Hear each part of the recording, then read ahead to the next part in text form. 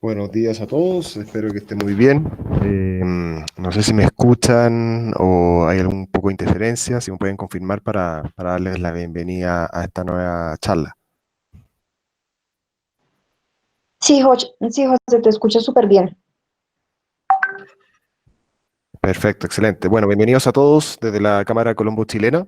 Los invitamos a esta segunda charla sobre protocolos de bioseguridad durante la crisis del COVID-19 para tratar en este día específicamente acerca de la implementación de los protocolos orientados hacia el sector de manufactura y retail o comercio al por menor, que fue justamente una de las medidas que decretó el gobierno la semana pasada para poder facilitar el proceso de apertura tanto de centros comerciales, de tiendas y también de distintos negocios relacionados con la venta en calle.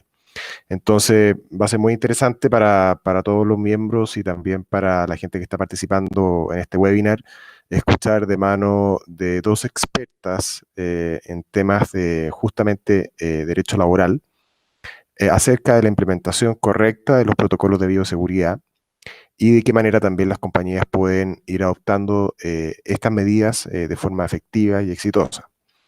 Entonces quisiera hacer una breve presentación o briefing de nuestras expositores. Tenemos a Daniela Caicedo, ella es asociada senior en Brigaro Urrutia, abogada de la Universidad de los Andes, especialista en Derecho Laboral y cuenta con amplia experiencia también en Derecho Colectivo y de Seguridad Social. Muchas gracias, Daniela, por estar acompañándonos el día de hoy.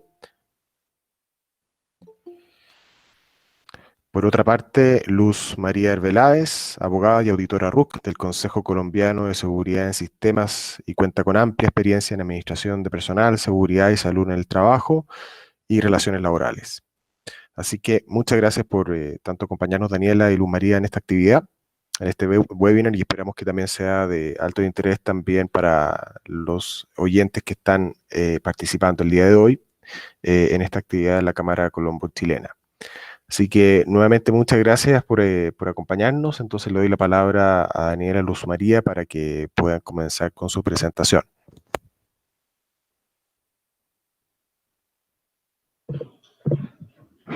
Muchas gracias, José. Bueno, como les comentó, el día de hoy vamos a hablar en general sobre los protocolos de bioseguridad que han sido expedidos en el sector manufacturero. De manera paulatina, este sector ha tenido la expedición de varias resoluciones que han salido y la idea es que en este momento o en esta charla del día de hoy nos vamos a centrar en el protocolo que tiene que ver con la resolución 748, que es el tema de la manufactura de bebidas y alimentos, de productos químicos, petroquímicos y relacionados y otros productos metalúrgicos, minerales y básicos.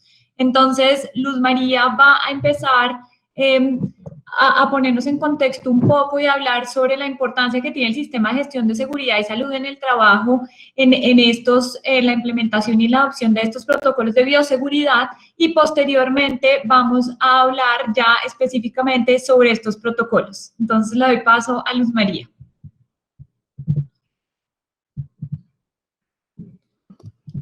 Muy buenos días a todos. Estamos encantados de participar en esta charla para darles un panorama general de el impacto real y ubicarlos en lo que es la implementación de un protocolo de bioseguridad, darles un contexto desde dónde se integran este tipo de protocolos a los procesos ordinarios de la empresa y cómo hoy en día se ha reevaluado, y esta pandemia no solo ha reevaluado todos nuestros estilos de vida, sino también las prioridades en las organizaciones.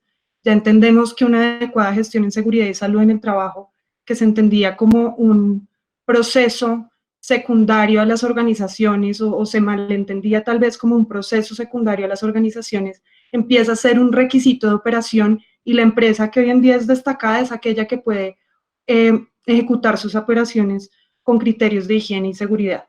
Entonces, vamos por favor a la siguiente diapositiva.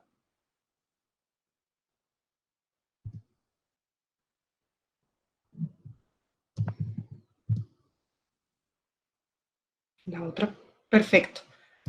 Entonces, básicamente, ¿qué es lo que está pasando hoy? Y contextualizando un poco, ¿cuál fue el proceso de el manejo de la gestión de los riesgos laborales en las organizaciones? El primer avance que se dio en esta materia fue con la Ley 1562 de 2012. Ahí evolucionó y se revolucionó la forma de gestionar los riesgos laborales. ¿Cómo se revolucionó? Se evoluciona del famoso programa de salud ocupacional que todas las empresas habían tratado como un simple documento al cual no se le hacía ningún tipo de seguimiento, a el sistema de gestión en seguridad y salud en el trabajo. Esta ley nos dice que en lo sucesivo se va a entender este programa de salud ocupacional como este nuevo sistema de gestión que comprende un desarrollo de un proceso que es lógico y por etapas, que se va a basar en la mejora continua, y el objetivo principal de este sistema va a ser anticipar, reconocer y controlar los riesgos que puedan afectar la seguridad y salud en el trabajo. Entonces, básicamente, todo esto tuvo bastantes estadios de evolución. La primera reglamentación seria de lo que era y los requisitos de un sistema de gestión de seguridad y salud en el trabajo empezaron con el decreto 1443 de 2014. Su implementación fue siendo aplazada porque los primeros estándares que se determinaron para las empresas no tenían en cuenta ni eran precisos frente al tipo de riesgo que enfrentaba cada una de las compañías, ni al número de sus trabajadores, ni al tipo de actividades. Entonces, básicamente, cuando llega este sistema de gestión, ¿y por qué hacemos la introducción sobre el sistema de gestión? Porque los protocolos de bioseguridad, que son el boom de este momento, tanto el protocolo general de bioseguridad de la resolución 666 del 2020, así como los protocolos específicos, parten de la base que nosotros tenemos en nuestra empresa, un sistema de gestión en seguridad y salud en el trabajo totalmente implementado, en ejecución, y además que se ha llevado a cabo un proceso de gestión del cambio, ¿cierto? Entonces, básicamente, ¿qué tenemos que tener en cuenta frente a este sistema de gestión en seguridad y salud en el trabajo? No se trata de un documento, se trata de un modelo de administración. Es un modelo de administración que va a tener siempre 4 etapas. Entonces, ese proceso que es lógico, lo vamos a hacer en unas etapas de planeación, en unas etapas de ejecución, de verificación y etapas de actuación. ¿Cómo se da esa estructura? Básicamente nosotros con ese sistema de gestión no solo buscamos controlar los riesgos, sino asegurar el cumplimiento legal de nuestras obligaciones como empleadores o contratantes en la gestión de los riesgos laborales.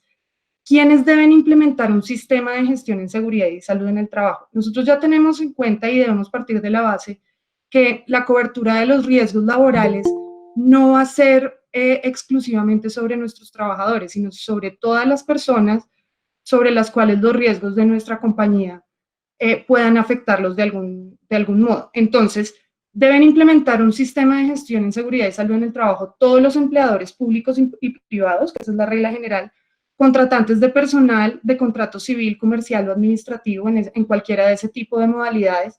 ¿Por qué? Porque obviamente las compañías, como les dije, están obligadas a gestionar los riesgos de sus contratistas y todas las personas que estén bajo el control de la organización, sobre organizaciones de economía solidaria y del sector cooperativo, y sobre los trabajadores en misión de empresas de servicios temporales. ¿Qué es lo que pasa? Incluso un sistema de gestión en seguridad y salud en el trabajo debe ser implementado por una empresa que no tenga trabajadores, simplemente contratistas. Realmente lo que se busca es la adecuada gestión del riesgo que genera la compañía. Entonces, si nosotros vemos que estos protocolos de bioseguridad parten de la base que tenemos un sistema de gestión totalmente implementado, ¿qué fue lo que pasó? Porque las compañías en este momento están en todo este descontrol tratando de implementar sus protocolos de bioseguridad. Esto es un proceso que ha llevado largo tiempo. Básicamente, si pasamos a la siguiente diapositiva, esta implementación del sistema de gestión de seguridad y salud en el trabajo se ha dado desde junio de 2017 y ya había sido aplazada en varias oportunidades. Entonces, esto se ha dado mediante fases en las que el gobierno nacional le ha dado la oportunidad a las empresas que adapten sus sistemas de gestión, y encontramos cómo entre junio de 2017 y noviembre de 2019 se debió haber implementado en su totalidad el sistema de gestión en seguridad y salud en el trabajo por fases.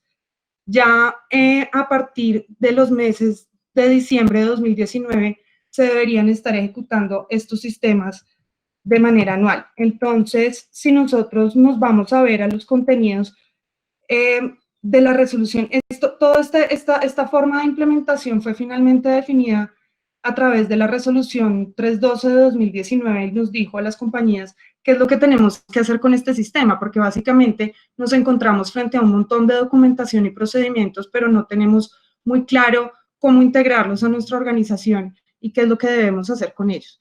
Entonces, pues básicamente, a partir del mes de diciembre de 2019, empieza la fase de, si podemos cambiar, perfecto. Aparece la fase de inspección, vigilancia y control por parte del Ministerio de Trabajo. ¿Eso qué quiere decir?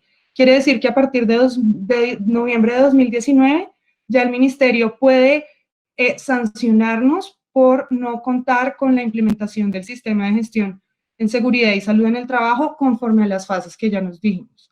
Entonces, de junio a agosto de 2017 nosotros debimos hacer una evaluación inicial que nos diera los insumos para poder producir nuestro sistema de gestión y ver la conformidad de lo que ya teníamos con los nuevos lineamientos de gestión, porque realmente no es que se hayan creado obligaciones nuevas, o bueno, pues sí se han creado algunas, pero en materia de seguridad y salud en el trabajo, como les conté, básicamente esas obligaciones lo que se cambió fue el modelo de administrarlas.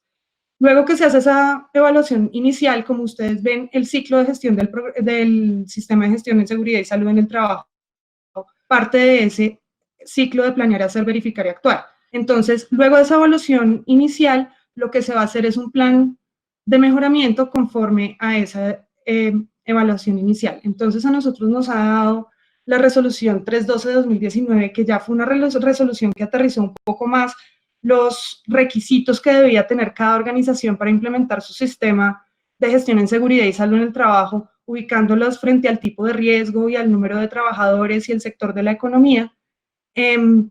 Pues básicamente lo que hace es que cuando ustedes ejecutan ese plan de mejoramiento que va de septiembre a diciembre de que debió haber ido de septiembre a diciembre de 2017, empezarían ya con el insumo para la ejecución de ese sistema.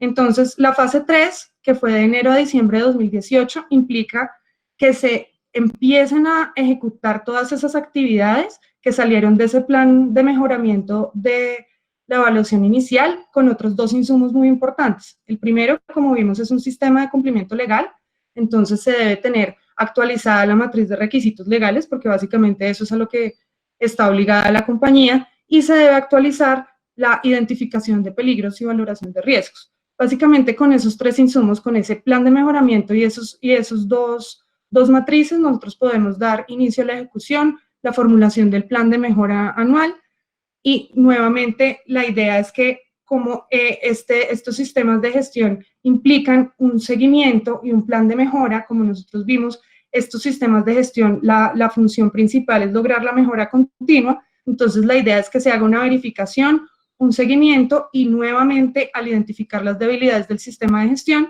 se ejecute un plan de mejora. Entonces la idea es que a partir de diciembre de 2019 lo que tenían que haber hecho las compañías había sido aplicar la evaluación conforme a la resolución 312 de 2019, que es la que nos da los estándares mínimos para cada compañía. Elaboramos el plan de mejora conforme a ese resultado de los estándares mínimos y formulamos el plan anual del sistema de gestión en seguridad y salud en el trabajo del año 2020. Ya desde enero de 2020, todos esos sistemas de gestión se van a aplicar de manera anual y ese ciclo de aplicación de autoevaluación, elaboración de plan de mejora y formulación del plan anual del sistema de gestión del año siguiente se va a tener que hacer de manera anual.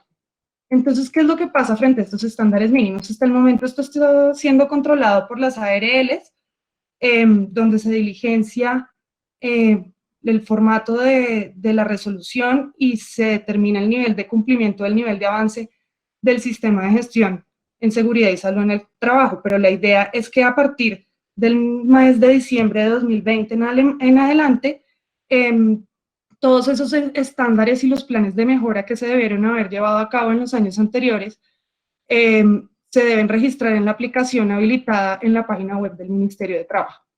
Entonces, esto es la implementación normal de lo que tendríamos que haber hecho a diciembre. Entonces, ya tendríamos que tener iniciar nuestra ejecución anual del sistema de gestión, ya tendríamos que tener nuestro plan anual, pero llega la pandemia. Entonces, como este es un sistema dinámico, este sistema también prevé todos esos cambios disruptivos que pueden llegar a la organización, porque la idea es una adecuada gestión de los riesgos donde nosotros tengamos la capacidad de prever y controlar los impactos que esos riesgos puedan generarnos a nosotros en las organizaciones. Entonces, el procedimiento siguiente que nosotros tenemos que llevar a cabo, y pasemos por favor a la siguiente diapositiva, es una etapa muy importante en la ejecución y en la planeación del sistema de seguridad en el trabajo, que es la gestión del cambio. Entonces, ¿qué implica básicamente la gestión del cambio? La gestión del cambio dice, frente al sistema de seguridad y salud en el trabajo como modelo de administración, que el empleador o el contratante tiene que implementar un procedimiento que me permita evaluar el impacto sobre la seguridad y salud en el trabajo que puedan generar tanto los cambios internos como los cambios externos en la organización. Por ejemplo, cambios externos pueden ser cambios en la legislación, por ejemplo, todas estas situaciones de pandemia, las nuevas organizaciones laborales, todos los controles que tienen que llevar a cabo pues, frente a las nuevas realidades.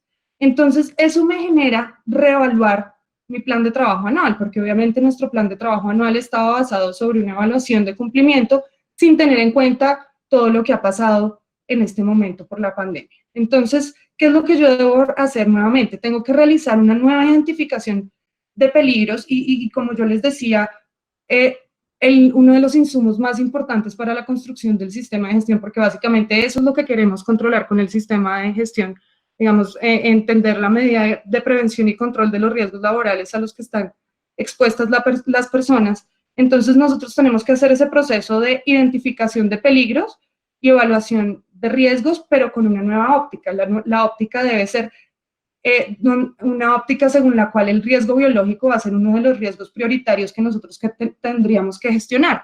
Básicamente, por ejemplo, cuando las organizaciones están en centros urbanos, no hacen, o digamos el riesgo biológico generalmente no es prioritario entre sus matrices de control de riesgos. Entonces, pues básicamente lo que tenemos es que actualizarla y no solo teniendo en cuenta el riesgo biológico, sino los demás riesgos inherentes a la situación. Se debe hacer una nueva priorización y adaptar nuevas medidas de prevención y control. Y antes de su implementación se debe llevar a cabo un proceso con el Comité Paritario de Seguridad y Salud en el Trabajo, porque entre sus funciones legales, obviamente está el acompañamiento y construcción del sistema de gestión en seguridad y salud en el trabajo, y la idea es que este sistema sea construido con la participación de todos los trabajadores y pues quien más va a tener representatividad en este aspecto pues va a ser el COPAST. Entonces, además de esto, cuando yo ya tenga estos nuevos insumos, reviso nuevamente cuáles son los requisitos legales que me son aplicables. Debo actualizar ese plan anual de trabajo en seguridad y salud en el trabajo. Entonces, básicamente, aquí ya vamos a llegar al tema de cómo integramos o qué parte del sistema de gestión puede venir a llegar a ser un protocolo de bioseguridad y cómo lo vamos a integrar a los procesos de gestión de seguridad y salud en el trabajo de nuestras empresas.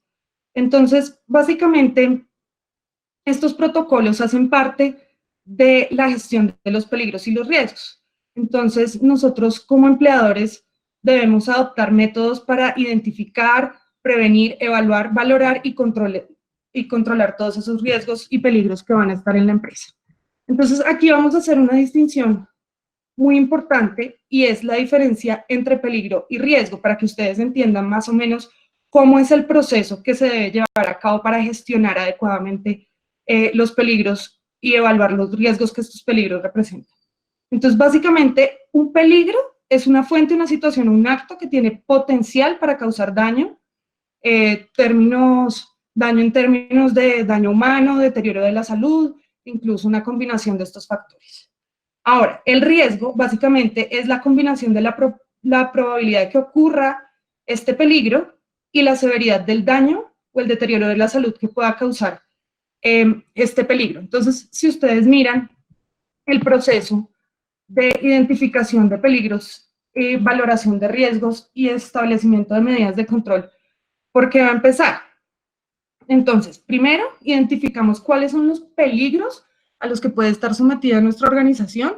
Después determinamos esos peligros, qué nivel de riesgo me generan y conforme a ese nivel de riesgo, nosotros vamos priorizándolos, gestionando los que son prioritarios en primera medida y ejecutando las medidas de prevención y control. Entonces, básicamente, y yo creo que pasemos a la siguiente diapositiva,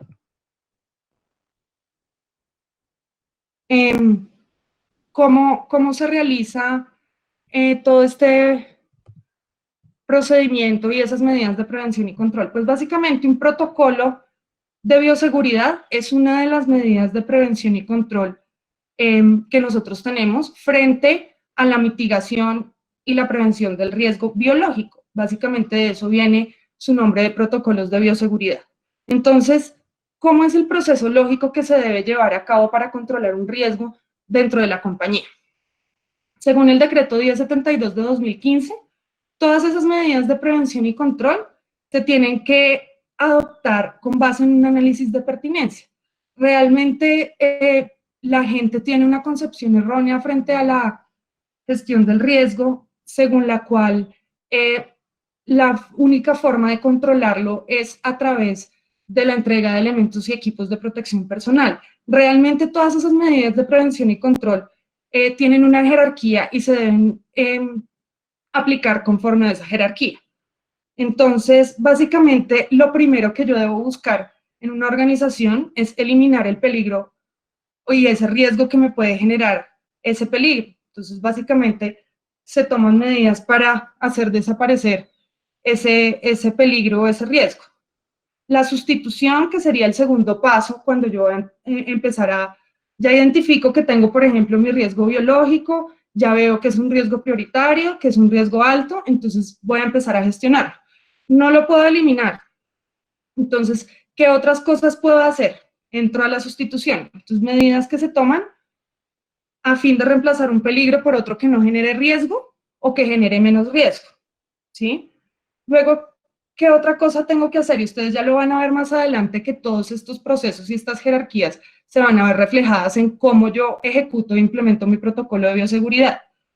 Controles de ingeniería, por ejemplo, yo tomo medidas técnicas para controlar ese peligro y eso lo vamos a ver mucho en los protocolos, bien sea en la fuente o en el medio. Por ejemplo, cuando hacemos aislamiento de procesos peligrosos, aislamiento de trabajadores, modificamos la ventilación general y localizada de los sitios de trabajo. Básicamente son medidas técnicas en las que nosotros buscamos controlar ese peligro.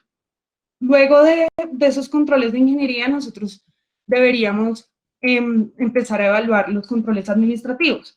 Esos controles administrativos son medidas que quieren reducir. Ya no podemos evitar ni sustituir ese riesgo, entonces básicamente lo que buscamos aquí ya es, listo, no podemos con el riesgo, entonces vamos a reducir el tiempo de exposición al peligro. Entonces ejecutamos medidas como rotación de personal, hacemos cambios en la duración o el tipo de exposición al peligro, cambiamos el tipo de jornada de trabajo, establecemos sistemas de señalización, advertencia, demarcación de zonas de riesgo, procedimientos, protocolos y trabajos seguros, controles de acceso a áreas de riesgo, permisos de trabajo, etc. Entonces, nosotros ya vemos cómo en esas medidas de prevención y control, los protocolos de bioseguridad integran controles administrativos también de esos riesgos biológicos. Ya por último, cuando vemos que se implementan esos controles administrativos conforme a la jerarquización, vamos a empezar a pensar en la entrega de equipos y elementos de protección personal.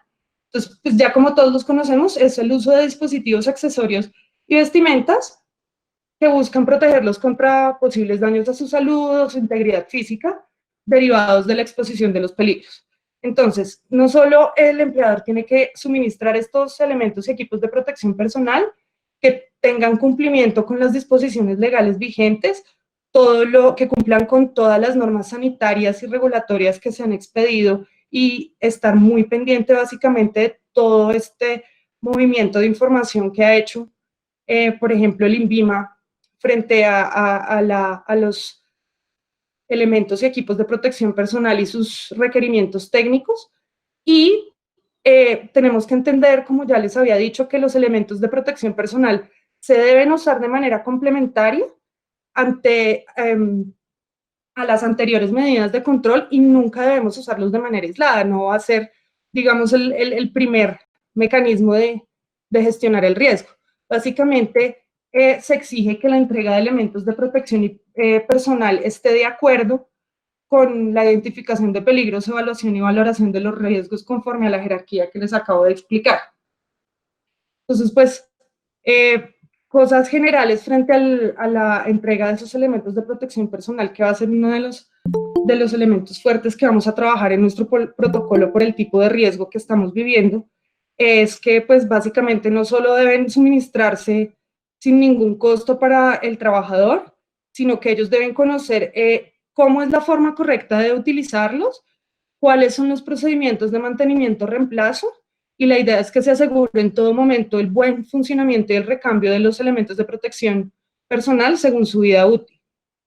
Entonces, la idea es que luego de todo este proceso de medidas de prevención y control, se deben complementar con acciones de vigilancia de la salud mediante, pues obviamente, todas estas evaluaciones médicas de ingreso, periódicas de retiro, todos estos programas de vigilancia epidemiológica, pues básicamente para nosotros primero identificar precozmente los efectos que puede haber hacia la salud derivados de estos nuevos ambientes de trabajo y evaluar la eficacia de todas estas medidas de prevención y control. Cerrando el ciclo, pues básicamente nosotros vamos a encontrar que el empleador va a estar obligado a corregir todas esas condiciones inseguras que se presenten en el lugar de trabajo, obviamente de conformidad con las condiciones específicas y los riesgos asociados a la tarea. Y una de las acciones, pues, principales, y como ya vimos todo este estadio de evolución, partimos de la base que para tener un protocolo de bioseguridad, nosotros tenemos que tener montado un modelo de gestión del riesgo laboral, y que es algo que es absolutamente prioritario, obligatorio, y que digamos que para las autoridades ya es absolutamente claro que en este momento pueden entrar a sancionar a las compañías, sobre todo en un momento en el que entidades como el Ministerio de Trabajo se encuentran en procesos de fiscalización laboral rigurosa, y hemos tenido en nuestra experiencia bastantes requerimientos a clientes donde nos exigen no solo la ejecución del protocolo de bioseguridad, sino el movimiento general de todo este sistema de gestión en seguridad y salud en el trabajo, la aplicación de la gestión del cambio, la nueva priorización de riesgos y todas estas nuevas medidas de prevención y control, actualizando ese plan anual de gestión en seguridad y salud en el trabajo con la aprobación y verificación del COPAST.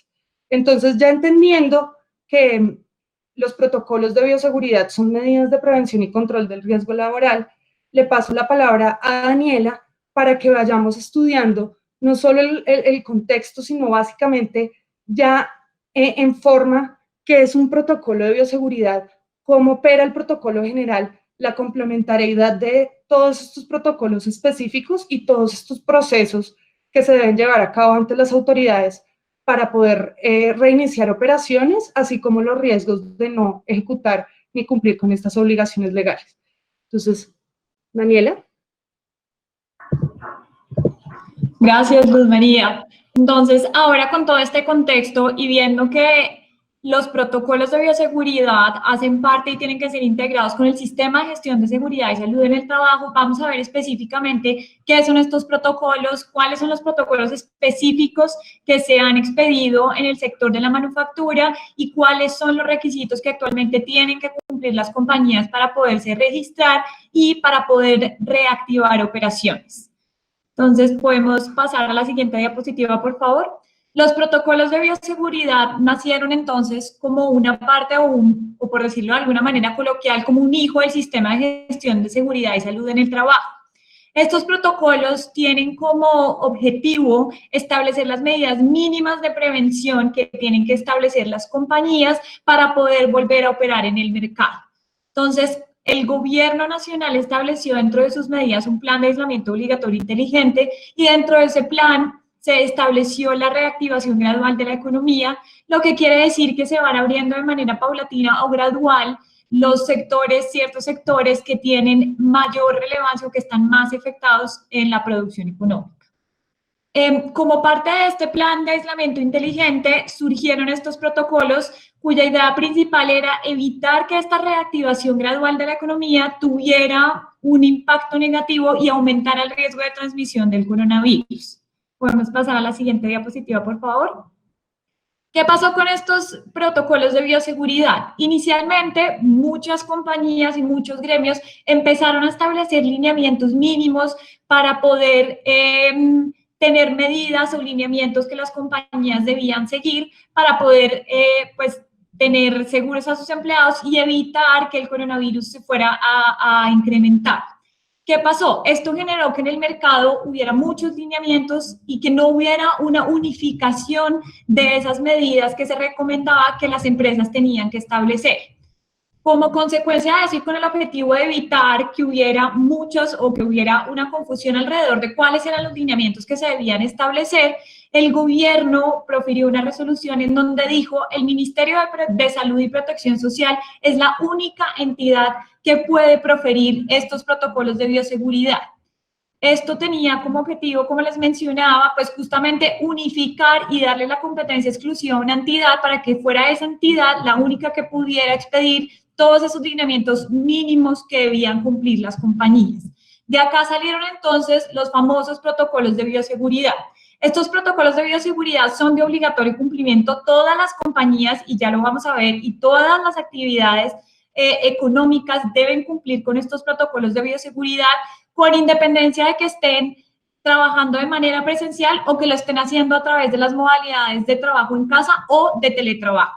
Y esto es uno de los mitos que en este momento está en el mercado, y es que si yo no estoy dentro de las excepciones que incluye el gobierno dentro de las compañías que pueden operar de manera presencial, yo no tengo por qué establecer ningún protocolo de bioseguridad. Yo simplemente tengo que tener a mis empleados allá en la casa prestando sus servicios, yo hablo con ellos, pero más allá de eso yo no tengo que cumplir con ningún protocolo. Y esto realmente no es cierto. Todas las actividades económicas y todas las empresas, tanto públicas como privadas, tienen que adoptar los protocolos de bioseguridad. Y esos protocolos de bioseguridad, ya vamos a ver, varían dependiendo de la industria o el sector económico en el que se encuentre la empresa. ¿Quiénes son los encargados de vigilar que estos protocolos de bioseguridad se adopten y que efectivamente sean cumplidos? En líneas generales, las autoridades que tienen esa facultad son las secretarías de salud distritales o municipales, y en algunos casos, para algunas industrias muy específicas, hay entidades especiales que tienen las funciones de inspección, vigilancia y control, como por ejemplo ocurre con el protocolo de agua potable y saneamiento básico, en donde se le da la facultad de vigilancia y de inspección a las secretarías de obra. Por ejemplo, en el protocolo específico que se expidió para el sector agrícola, se le da la facultad al ICA, al Instituto Colombiano Agropecuario, pero bueno, en líneas generales es la Secretaría de Salud y el Ministerio del Trabajo los que tienen la facultad y la competencia para inspeccionar y vigilar que efectivamente todos los empleadores estén dando cumplimiento a estos protocolos de bioseguridad. Podemos pasar a la siguiente diapositiva, por favor.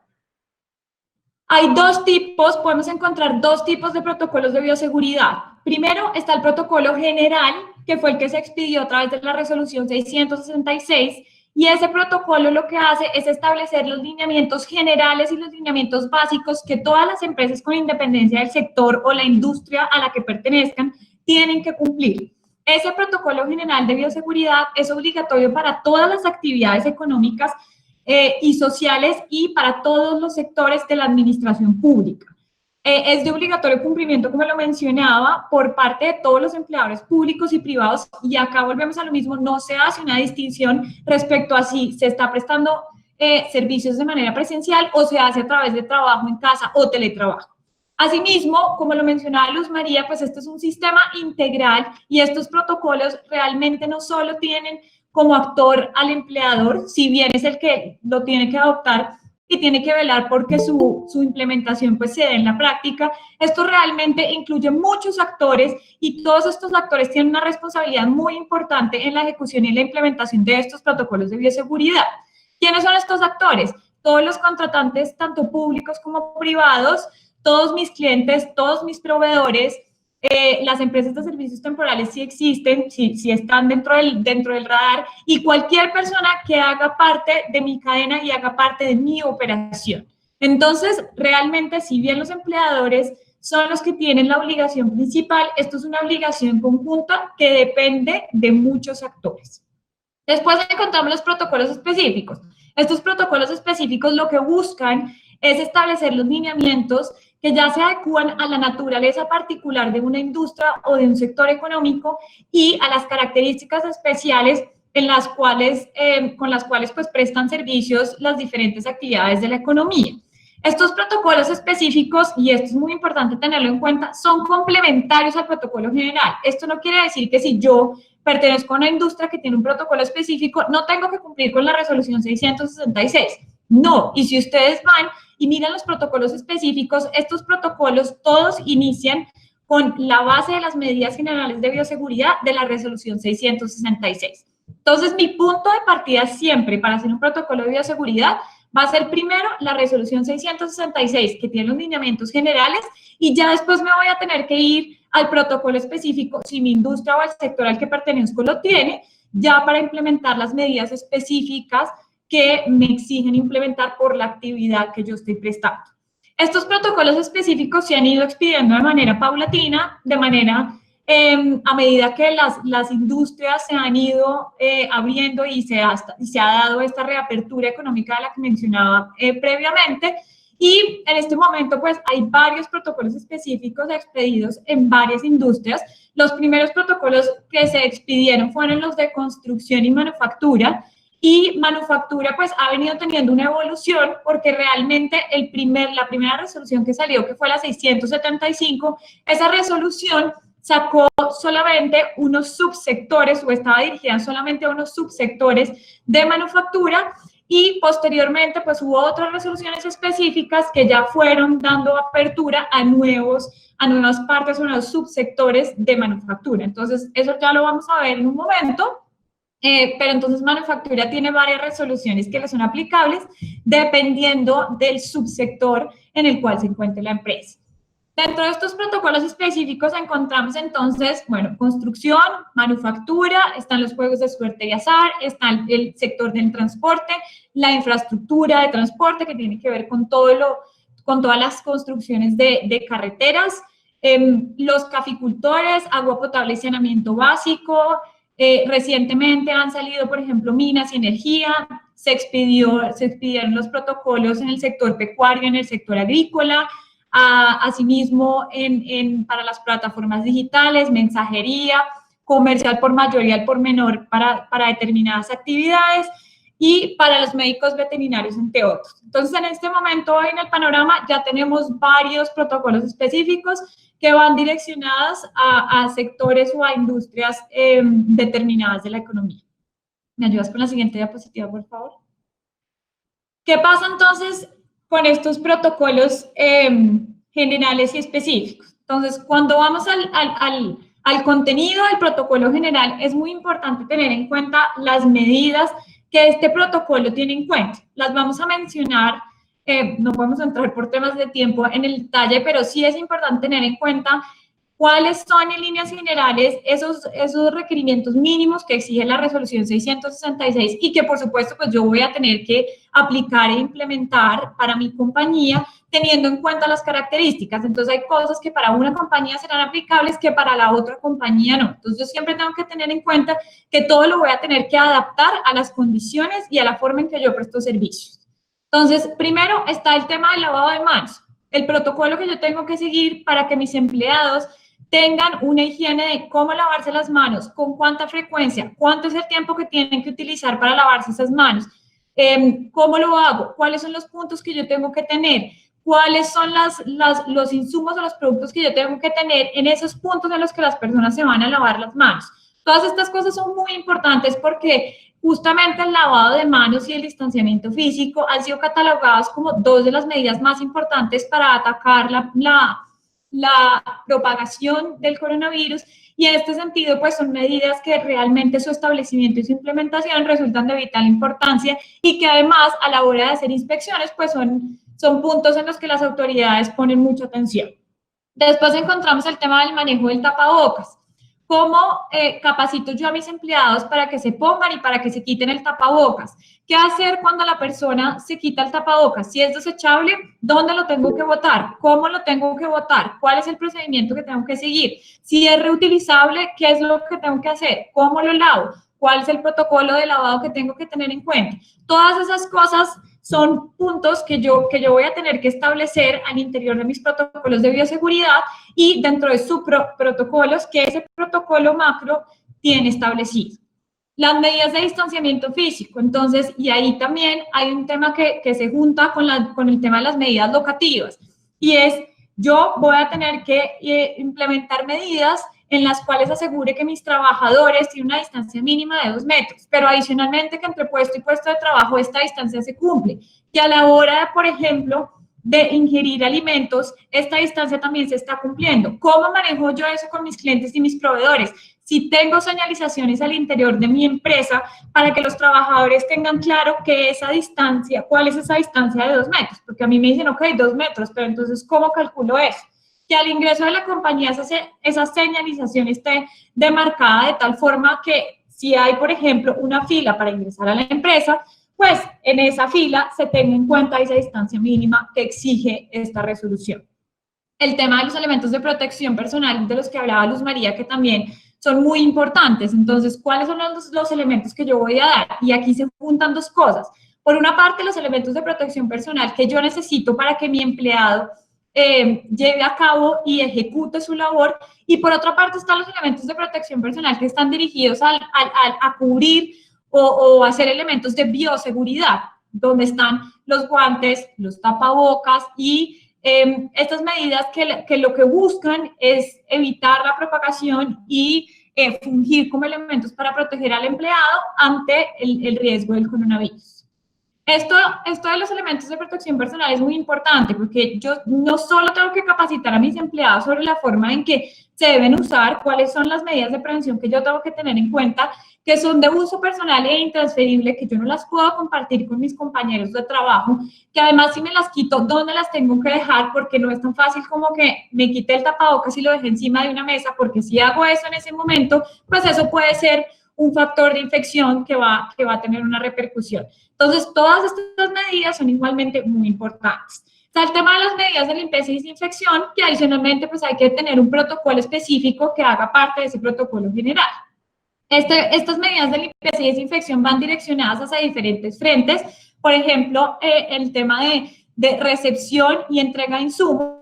Entonces, ¿qué pasa cuando yo recibo un sobre, una caja? Si tengo un punto al cliente, ¿cómo lo manejo? ¿Cuál es la distancia que tiene que existir entre la persona de la recepción y, por ejemplo, el mensajero?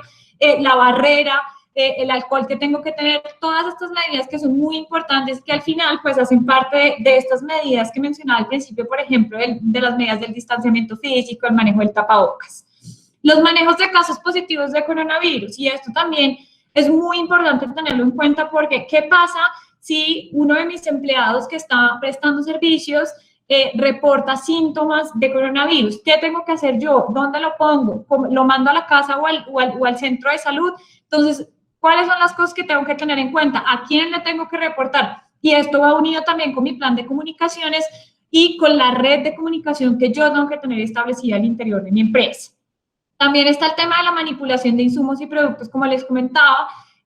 Cuáles son los protocolos que yo tengo que seguir cuando yo recibo o mando un paquete, cuáles son las comunicaciones que yo tengo que tener, por ejemplo, con mis proveedores y mis clientes para decirles que, por favor, no me manden en la medida de lo posible las facturas en papel físico, sino que me las manden vía correo electrónico o bajo otros, o a través de otros medios que no implican tener un contacto físico.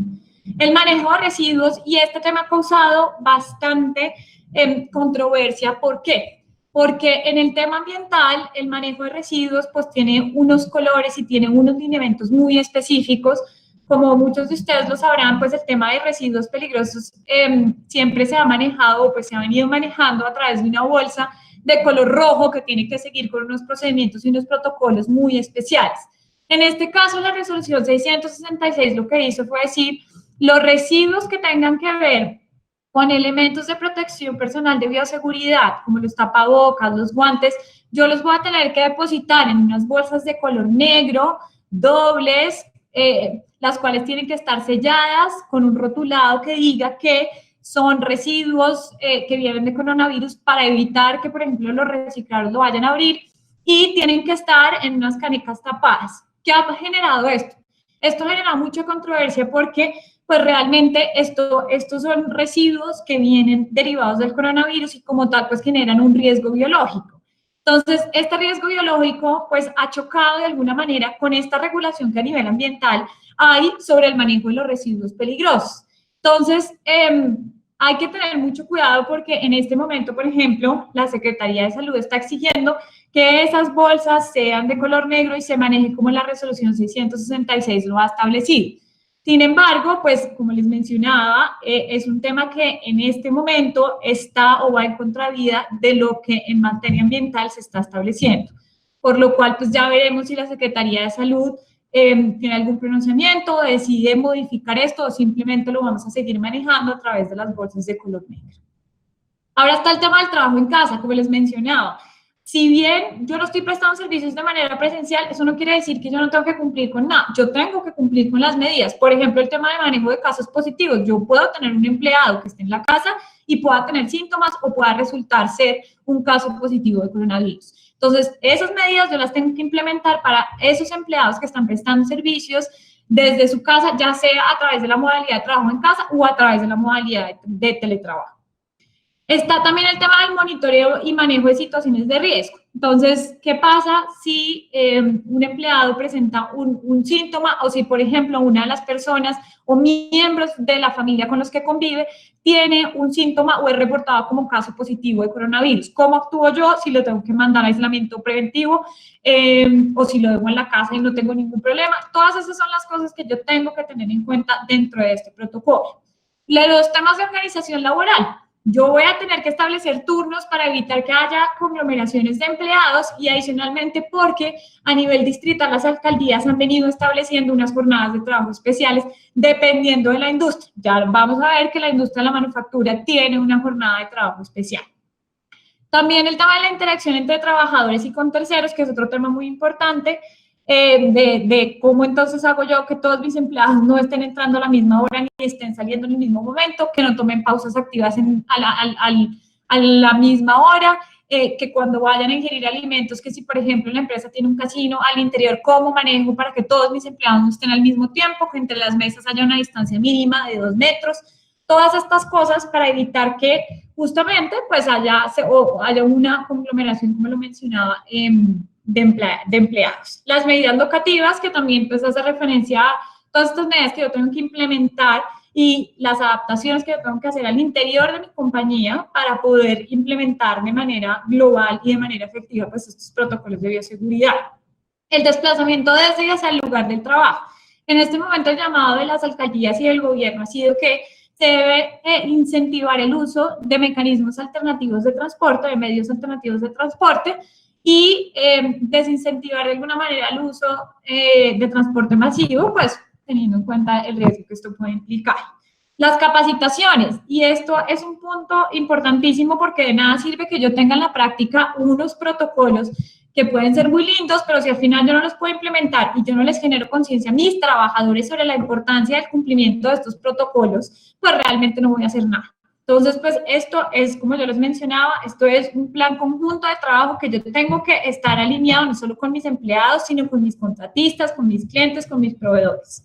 Y por último está el plan de comunicaciones, que también pues hace parte de los empleados tienen que tener claro a quién le tienen que reportar los casos, la misma compañía tiene que saber qué pasa si hay un caso positivo o si hay una persona que me reporta síntomas, a quién le tengo que informar, si tengo que cumplir con obligaciones adicionales, cuáles son esos canales y qué es la información que yo le tengo que dar a las autoridades. Y acá también pues entra el tema de la Corona App, que es la aplicación que el gobierno pues estableció para el reporte de los casos. ¿Me ayudas con la siguiente diapositiva, por favor?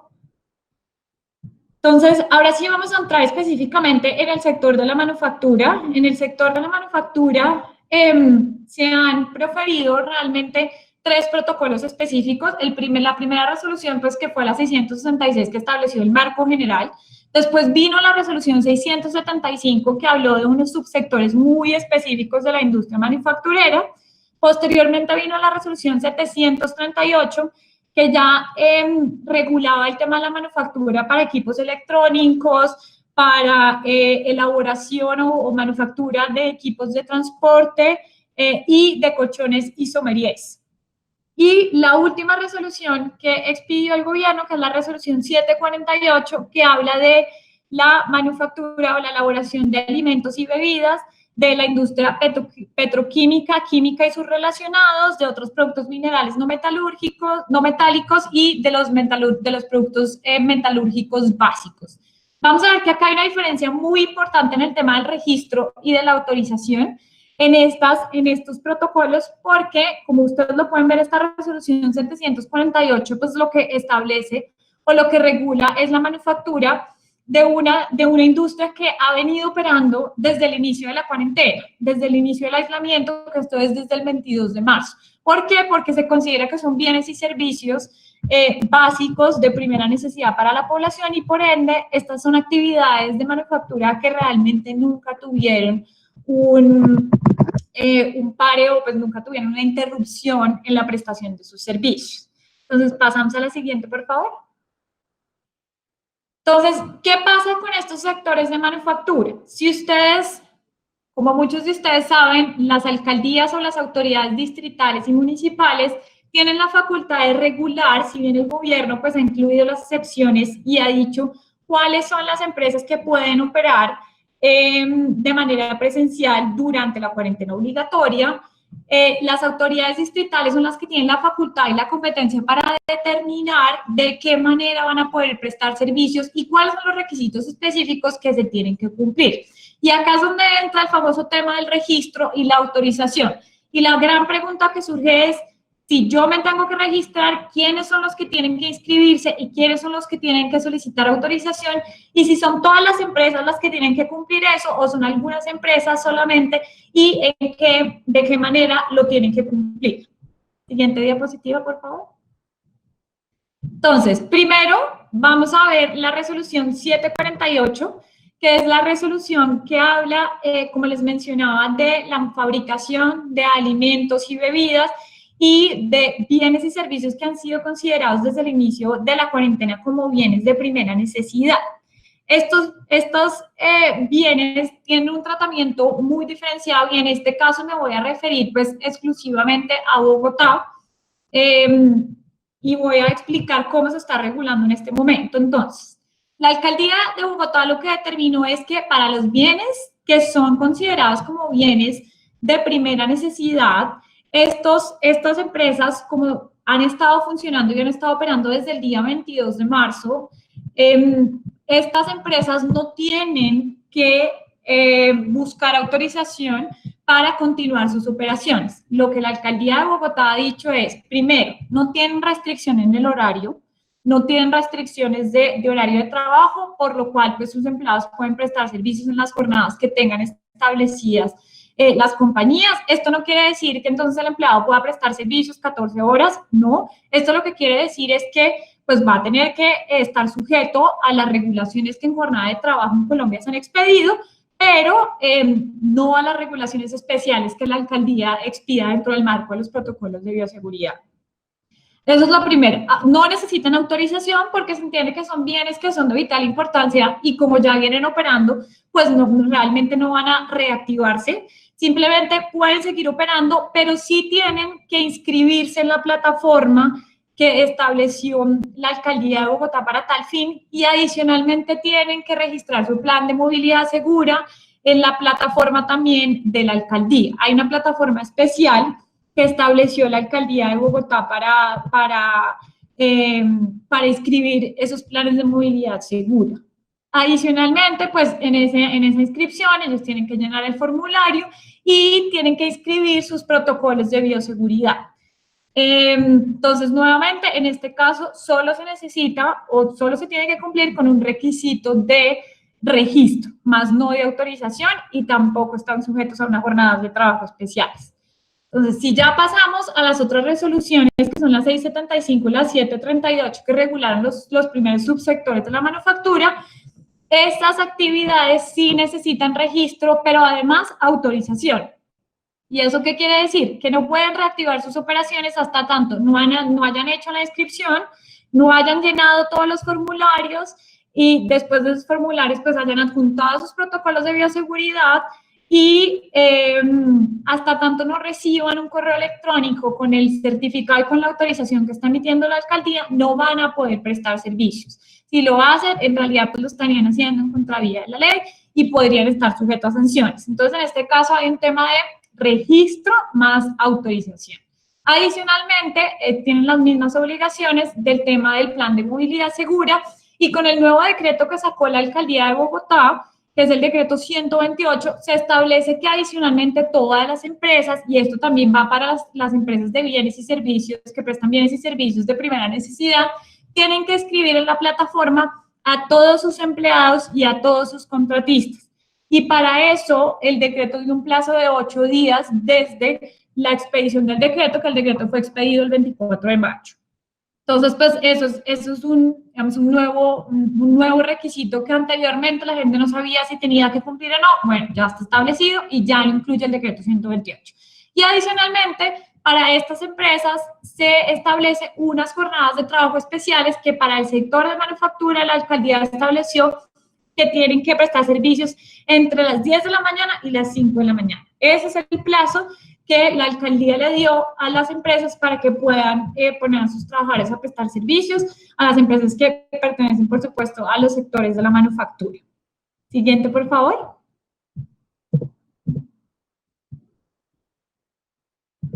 Bueno, entonces, esto es muy importante también tenerlo en cuenta, estas jornadas de trabajo y esa diferenciación que les mencionaba, porque realmente pues el tema del registro de la autorización va a variar dependiendo de si yo ya estaba prestando servicios o no. Acá también hay un resumen, si quieres puedes pasar a la siguiente, por favor. Hay un resumen de cuál es el formulario que ha venido estableciendo la alcaldía de Bogotá, con las preguntas que se están haciendo y los documentos que la alcaldía espera tener incluidos dentro de ese registro, que son, entonces, el formulario tiene 57 preguntas que está dividido en 11 secciones. Al principio le piden a uno los datos de la persona que diligencia el formato, después los datos de la empresa, después la dirección, y después se pide el tema de los trabajadores de la empresa, el número de personas que reinician, el número de personas que siguen trabajando desde la casa.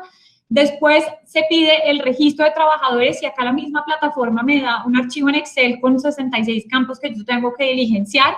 Y acá es muy importante que yo como compañía cuente con el formato de autorización de tratamiento de datos personales de mis trabajadores, porque yo no puedo suministrar información de mis empleados, y menos si son datos sensibles, por ejemplo, como los datos de salud, sin su autorización expresa. Entonces, es muy importante que previa a la realización de todos estos registros, yo cuente con el formato de autorización de tratamiento de datos personales para cada uno de mis empleados. Adicionalmente, está el plan de demanda segura, el plan de manejo de demanda segura. La plataforma lo que exige es que yo entregue un certificado y ese certificado me lo da la misma plataforma. Es un archivo en PDF que yo descargo, diligencio y después en el mismo formulario me da la oportunidad de adjuntar todo eso en un solo archivo.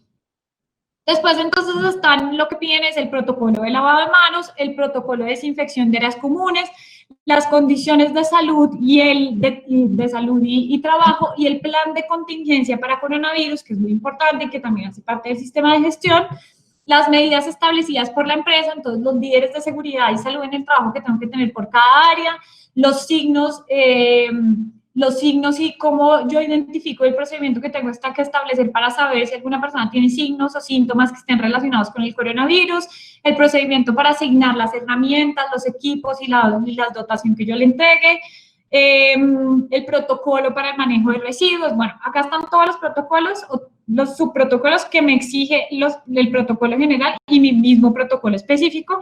Y al final hay una declaración juramentada que es el mismo formulario que me la da. Entonces, hay unas afirmaciones, yo le hago clic a esas afirmaciones y esa es la declaración juramentada. Entonces, no es que yo tenga que entregar un documento adicional ni nada de eso. Entonces, como hemos visto, pues en el sector de la manufactura hay realmente 3 resoluciones. Vamos a hablar específicamente sobre la última resolución que sacó el Ministerio de Salud y Protección Social, que es la resolución 748. A través de esa resolución se adopta el protocolo de bioseguridad para la prevención del coronavirus en la industria manufacturera, para la elaboración de alimentos y bebidas, de la industria petroquímica, química y sus relacionados, de otros productos minerales no metálicos y de los productos metalúrgicos básicos. Estos protocolos tienen que ser adoptados y ajustados en el plan de contingencia que tenga la empresa, tienen que estar integrados al sistema de gestión de seguridad y salud en el trabajo y adicionalmente pues tienen que ser socializados, implementados y evaluados por el área correspondiente, ya sea de seguridad y salud en el trabajo, o de gestión humana o de manera conjunta. Siguiente. Entonces, vamos a ver cuál es el contenido del protocolo específico de la resolución 748. Como les mencionaba, pues hay una base que son las medidas generales de bioseguridad de la resolución 666. Después, entonces, vamos a ver las medidas adicionales que se establece para la industria manufacturera en general. La industria manufacturera es estos subsectores que acabo de mencionar. Y después lo que hace el protocolo es coger cada subsector específico y establecer unas medidas especiales para cada subsector. En este caso, pues como tenemos el tiempo muy limitado, vamos a hablar de las medidas generales que estableció este protocolo para la industria manufacturera. Al principio encontramos las medidas locativas que, como les mencionaba, pues hay un tema de adecuación, de cómo yo voy a modificar y adecuar mis instalaciones al interior de la empresa para poder implementar pues todas estas medidas. Y esto implica, por ejemplo, el tema de la señalización, que tengo que tener entonces marcado y las medidas para que los empleados puedan saber los 2 metros, pues en qué momento se cumplen. También pues tengo que tener todos los, por ejemplo, todos los baños donde estén los protocolos y el procedimiento específico que los empleados tienen que seguir para lavarse las manos, donde estén además todos los elementos que son necesarios y requeridos para lavarse las manos, y todo pues lo que exige en general la resolución 666. Adicionalmente hay un tema de mantenimiento y desinfección, entonces cómo desinfecto yo no solo las áreas de trabajo, sino por ejemplo las zonas de descarga que tengo que tener establecidas. Y acá el protocolo específico nos establece un procedimiento especial pues para el cargue y el descargue de insumos y productos, lo cual es muy importante. La idea es que pues los empleados en líneas generales se laven las manos antes y después de recibir un producto, que lo hagan en una zona de descarga especial, que pues es una zona que en teoría pues está alejada de las otras zonas que estarían desinfectadas, que estas personas pues tienen que desinfectar estos productos antes de pasarlo a la otra zona, que no tiene que, en la medida de lo posible, no tiene que haber contacto, por ejemplo, si llega un camión o otro medio de transporte con los insumos y los productos, pues en la medida de lo posible que la persona que viene manejándolo se baje y no tenga contacto con los otros empleados. El uso del alcohol para desinfectar estos productos y todas estas medidas que en general, digamos, todos estos protocolos específicos, no solo el de manufactura, han venido estableciendo. También está el tema de herramientas de trabajo y elementos de dotación, y es entonces cómo hago yo entrega, cómo me certifico yo que efectivamente mis empleados estén haciendo uso adecuado de estas herramientas y estos elementos de dotación, que no los vayan a utilizar por fuera del horario laboral y menos por fuera de la empresa. Y sobre todo esto implica también pues el cambio de la ropa de trabajo. Las personas cuando ingresan a las instalaciones tienen que cambiarse la ropa con la que venían desde la calle o desde afuera, tienen que tener su ropa de trabajo y posteriormente pues tienen que hacer un nuevo cambio antes de irse a su casa. Y la idea es que nunca los empleados pues tengan puesto el uniforme o la ropa de trabajo durante la movilización desde o hacia el lugar de trabajo. Después entonces está el tema de la manipulación de insumos y productos, como les comentaba, que se tienen que desinfectar, que por ejemplo la resolución habla de la recepción, de una recepción donde hay una persona que está encargada de recibir la mensajería y todo lo que llegue, tienen que tener una división como la que hemos visto, por ejemplo, no sé, las personas que hayan ido a los bancos o en otras entidades donde han puesto unas divisiones en un material especial para que no haya contacto directo entre una persona y la otra, que si la persona que viene a entregar los documentos o la caja o el insumo o el producto no tiene guantes, primero se echa alcohol, que ahí tiene que haber alcohol, que la persona además tiene que tener el producto desinfectante para desinfectar el sobre o el paquete que reciba y ponerlo en un lugar especial. Y por último encontramos el tema de los elementos de protección personal que pues nuevamente son muy importantes y que la capacitación ahí cumple pues un papel importantísimo. Y después el protocolo habla del capital humano y regula el tema de la interacción dentro de las instalaciones con terceros, el desplazamiento desde y hacia el lugar de trabajo y el plan de comunicaciones. Básicamente, por ejemplo, en la interacción con terceros se recomienda que las empresas tengan comunicación directa con sus proveedores para que los proveedores no acudan a la compañía al mismo tiempo, que funcione a través de un sistema de turnos y que solo se atienda un proveedor a la misma vez para que nuevamente pues, no haya una aglomeración de personas ni de proveedores en las instalaciones de la empresa. El desplazamiento desde hacia el lugar de trabajo, que nuevamente la invitación es a incentivar a los trabajadores a que usen medios alternativos de transporte, ya sea la bicicleta, una patineta u otros medios, en la medida de lo posible que no sean transportes o transporte público que pueda resultar masivo, por ejemplo, como el Transmilenio, pues por el riesgo que esto implica y porque pues hay ciertas zonas en las que mantener el distanciamiento físico puede llegar a ser un poco complicado. Y por último, el plan de comunicaciones, que es pues cómo manejar toda la comunicación con mis empleados. Yo los tengo que tener además. Esto no está solo sentado en el tema de comunicar o reportar casos sospechosos o positivos de coronavirus, sino que además esto también tiene una labor de información constante hacia mis empleados. Yo tengo que estar todo el tiempo dándoles la información de los cambios y de las medidas que el gobierno ha implementado, y esto lo puedo hacer a través de muchos medios.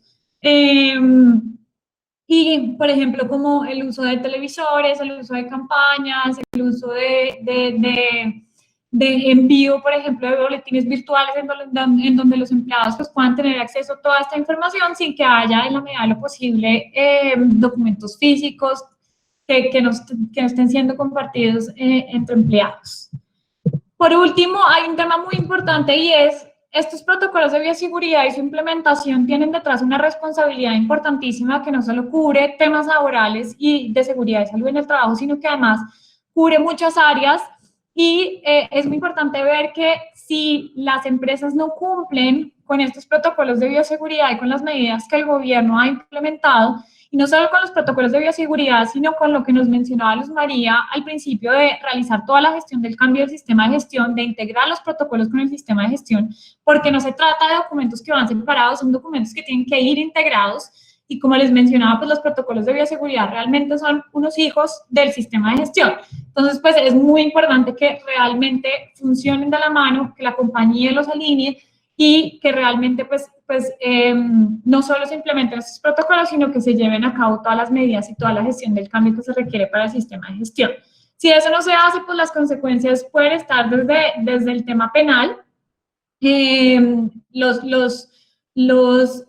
decretos generales lo que establecen, los decretos de aislamiento obligatorio lo que establecen es una sanción penal de pena o de prisión entre 4 y 8 años. El decreto único reglamentario del sector salud también establece multas sucesivas hasta por 10.000 salarios mínimos diarios vigentes.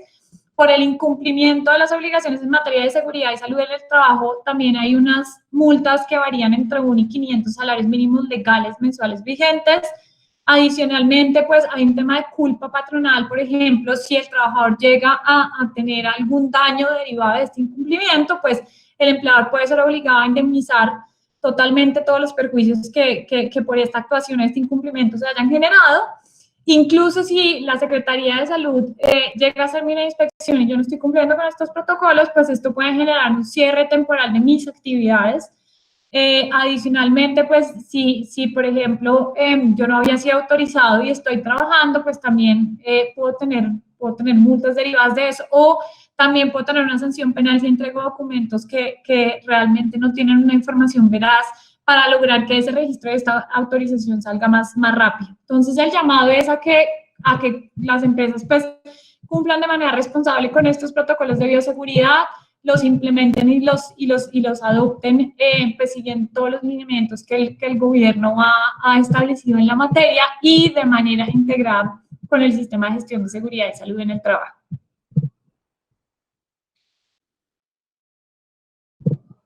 Entonces, bueno, con esto pues damos finalizada nuestra charla y entonces ahora vamos a pasar a responder las preguntas que ustedes puedan tener o que hayan tenido durante la intervención. Vale, muchísimas gracias, Luz María, Daniela. Si alguien tiene alguna inquietud, alguna pregunta, lo puede escribir por el chat y las contestaremos. Ya hay algunas. Entonces,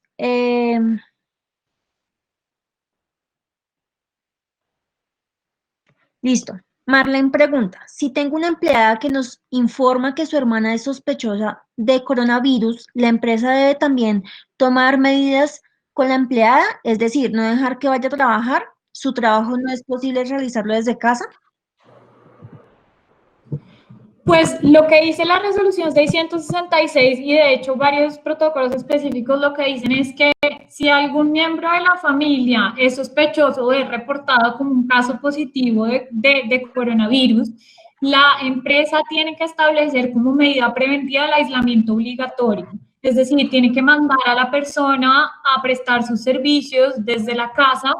Y esto tendrá que cumplirse hasta tanto su familiar o la persona con la que convive no le haya salido la prueba que confirme que confirme que tiene coronavirus o que no tiene. Si sale la prueba diciendo que no es un caso positivo, pues en teoría la persona podría volver nuevamente a las instalaciones, pero hay que hacerle un seguimiento y un reporte constante para ver que pues no vaya a presentar ningún síntoma. Pero lo ideal sería que hasta que la persona o el familiar con el que convive no tenga el resultado, este trabajador se quede en la casa prestando servicios a través del teletrabajo.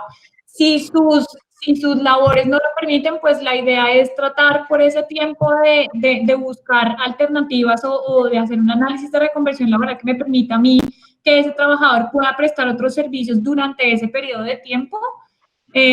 O tratar de buscar alternativas, por ejemplo, como las que da la circular 33 de dar una licencia remunerada compensable, o buscar otras alternativas pues para que la persona pueda estar en casa. Pero acá lo más importante realmente es enviarlo a la casa y hasta que no tengamos un parte donde digan que el familiar o la persona con la que convive tuvo o no tiene coronavirus, pues no vuelva a prestar servicios.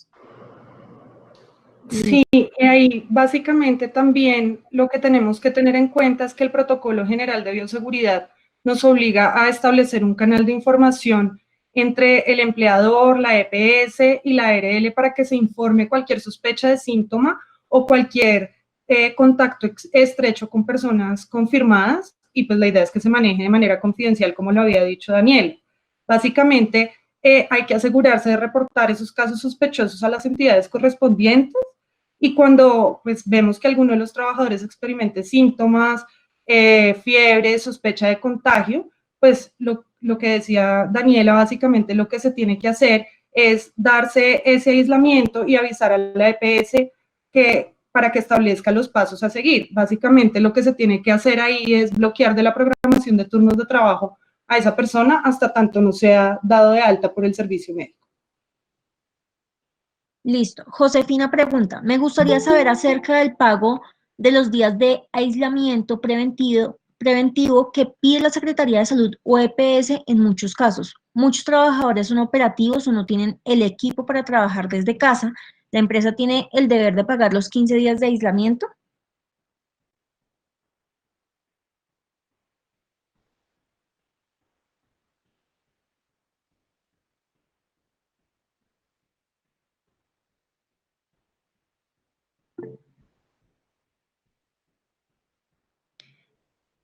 Perdón, que estaba leyendo la pregunta. ¿Qué pasa? Si la persona Si estamos hablando de una persona que está enferma, es decir, que fue reportada como caso positivo y se tuvo que quedar en la casa de manera obligatoria y no le dieron incapacidad por alguna razón, pues en ese caso, ahí es donde la EPS lo que dice es pues, que la persona en la medida de lo posible no debería ser obligada a prestar servicios porque se entiende que pues, tiene una condición de salud que no le permite prestar servicios.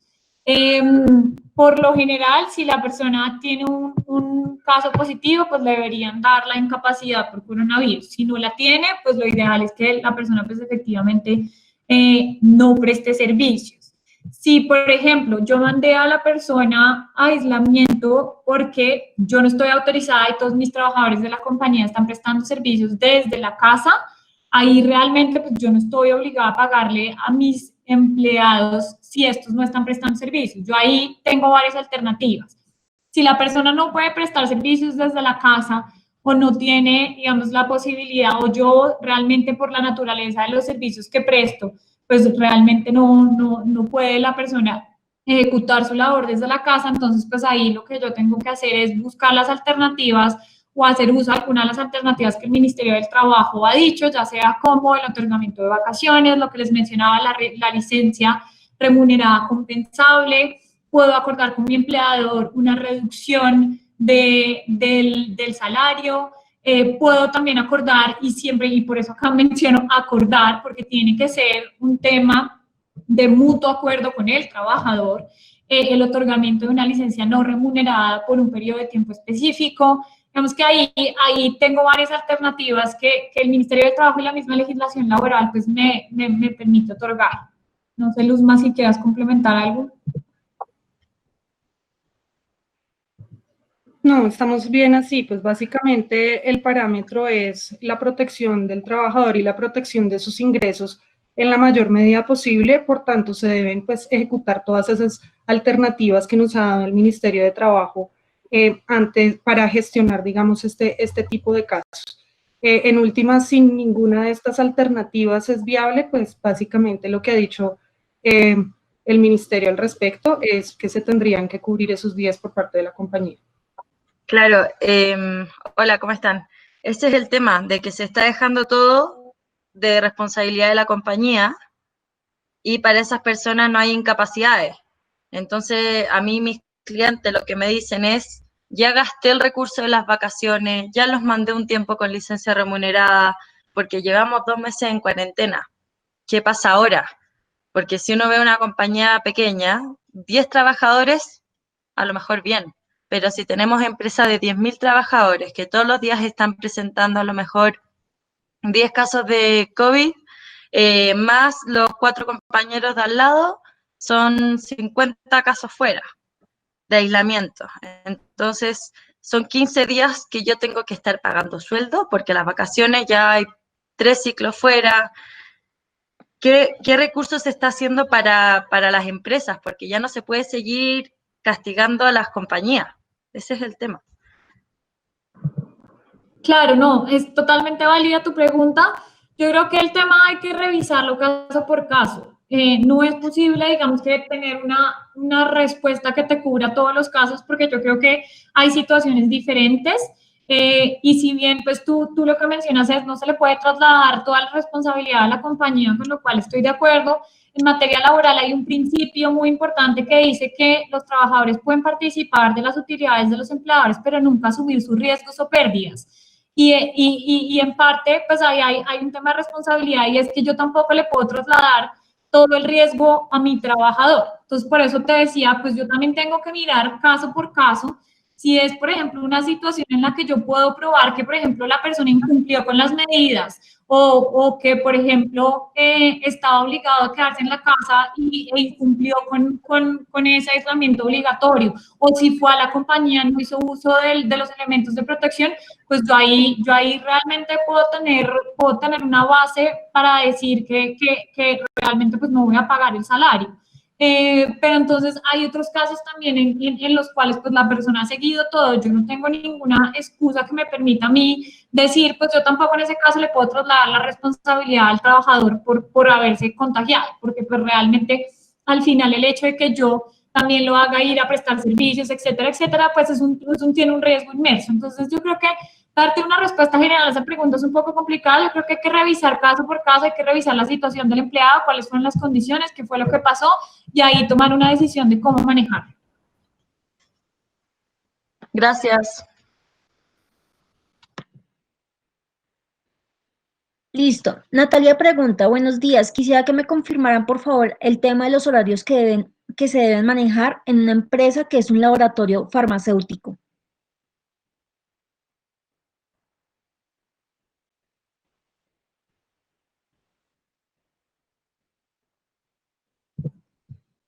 La Alcaldía de Bogotá sacó un documento que de hecho lo pueden encontrar en la página donde pues el portal que se estableció que se llama Reactivación Económica, y ahí la alcaldía tiene un documento donde están todas las actividades con los horarios específicos que se tienen que cumplir, dividido por los sectores con los CIU, con los códigos, y ahí lo puedes entonces, si quieres, Daniela, ya te lo voy a mandar para que lo mires, pero básicamente en el caso de los laboratorios farmacéuticos, yo te diría en líneas generales que estoy casi segura que no tienen que cumplir horarios porque ellos han estado habilitados para prestar servicios desde el inicio de la cuarentena, porque se considera que son bienes de primera necesidad y los bienes de primera necesidad no están sujetos a restricciones de horario. Listo, gracias Daniela. Entonces, si quieres me envías eso y yo se lo transmito a Natalia.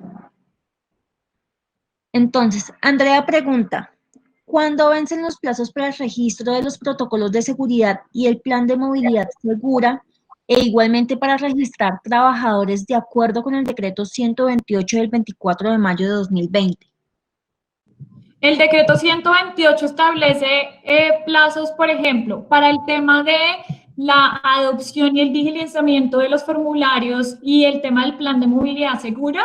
Lo que dice el decreto es que si la empresa no ha registrado los planes de movilidad segura, porque lo que ocurrió es que muchas empresas han venido haciéndolo antes, incluso antes de que fueran autorizadas, si no lo han hecho, tienen que hacerlo dentro de los 8 días siguientes a la expedición del decreto 128. Y el decreto 128 fue expedido el 24 de mayo. Entonces, pues, el 24 de mayo fue domingo, o sea que estaríamos hablando de, déjame acá ver el calendario, 24, 1, 2, 3, 4, 5, 6, 7, 8, espérame, el lunes fue festivo.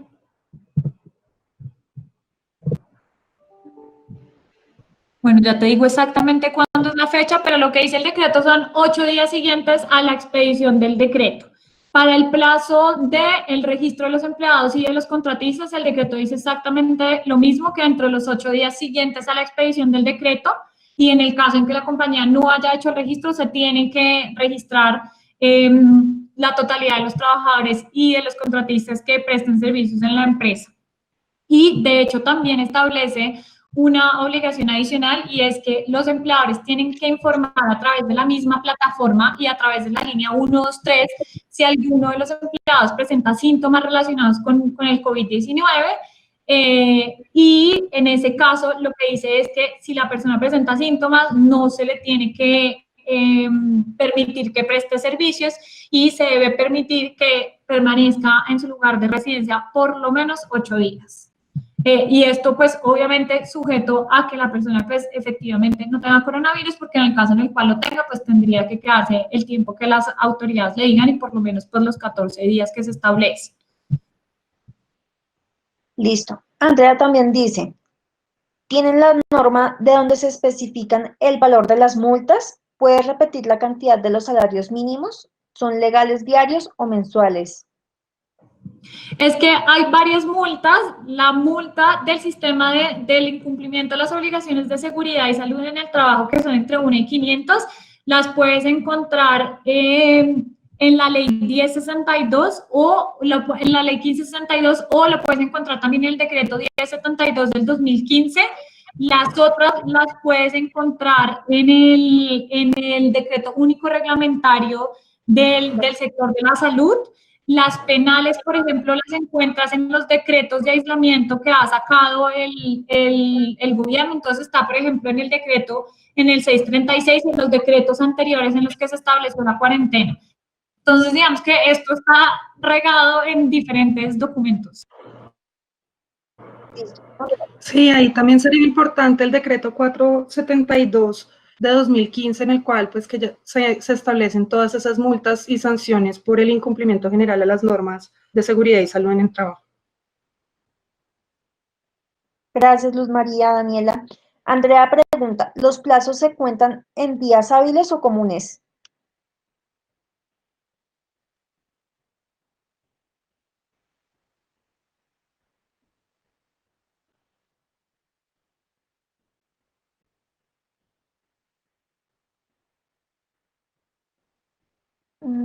Daniela, ¿me escuchaste? Luz María.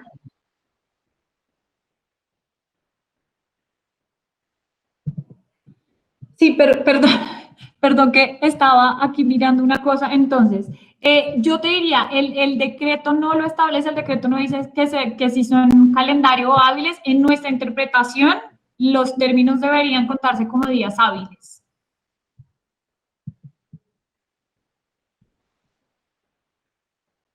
Listo, por el momento no veo más preguntas.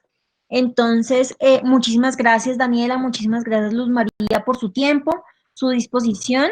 Entonces, si surge alguna duda adicional, yo se las haré llegar correspondientemente para que puedan aclararla. Y nuevamente, muchísimas gracias a los asistentes, gracias por conectarse, su participación. Y los esperamos en la próxima charla, que va a ser enfocada, pues, digamos que al tema comercial y digamos que hablando también de cosas más específicas de todos los protocolos que van saliendo. Entonces, para que estén muy atentos de la convocatoria que hacemos por LinkedIn, por Facebook, y cualquier duda, pues, les envío mi correo por el chat para que me escriban para cualquier inquietud o requerimiento que tengan.